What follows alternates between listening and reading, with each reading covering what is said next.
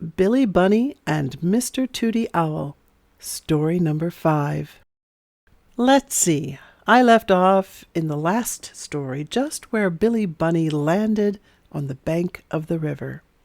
Well, now I'm going to tell you what happened after that. I was lucky to get across that old board, thought the little rabbit, as he hopped up the bank to look about him. The field was covered with daisies, and in the distance a black cow stood flicking off the flies with her long tail. "Halloa!" cried the little rabbit. "Why don't you eat the flowers?" The black cow looked up and said, "Why don't you stand on your head?" And would you believe it? Billy Bunny did. Yes, sir. He stood first on his right ear and then on his left ear. And then he turned 2 somersaults and a handspring backward. And this made the cow laugh so hard that she got her tail twisted around a fence rail and couldn't get away. "What shall I do?" she cried anxiously. "It's almost milking time, and when I don't come home, they'll wonder where I am. Oh dear, oh dear!" "Don't worry," said Billy Bunny, and he opened his knapsack and took out his little hatchet and chopped the the rail off the fence so that she could get home, although, of course, she had to drag the rail all the way back to the farm, and the farmer scolded her for breaking down his fence, which was too bad, for she couldn't help it, you know.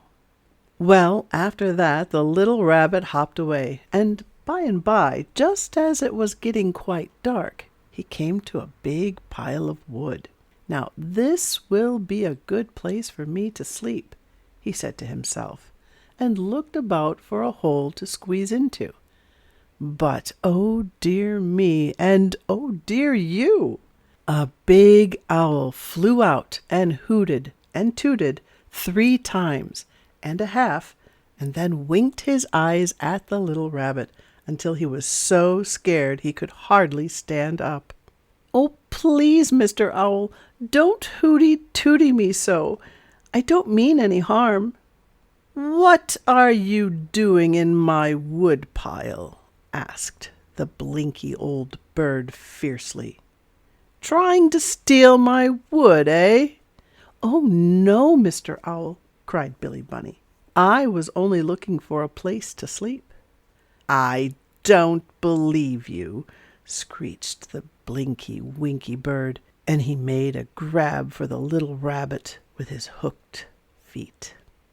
And he would have caught Billy Bunny too, and eaten him for supper that very night, I guess, if the little rabbit hadn't pulled his pop gun out of his knapsack and hit the wicked owl on the tail with the cork bullet, which so scared the ugly old bird that he flew into the forest. After that, Billy Bunny crept into the woodpile and went to sleep, and dreamed that it caught on fire, and the sparks flew up into the air and covered the whole sky with twinkling stars.